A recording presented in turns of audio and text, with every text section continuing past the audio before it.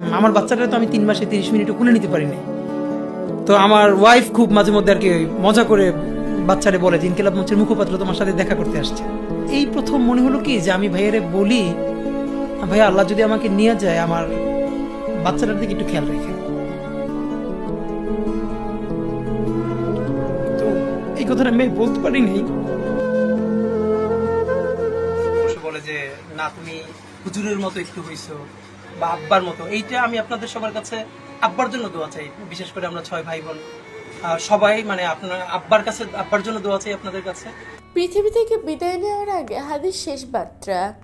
পৃথিবী থেকে বিদায় নেওয়ার আগে হাদি কি এমন বার্তা দিয়েছিল, আর বর্তমানে হাদির ওয়াইফের এখন কি এমন অবস্থা।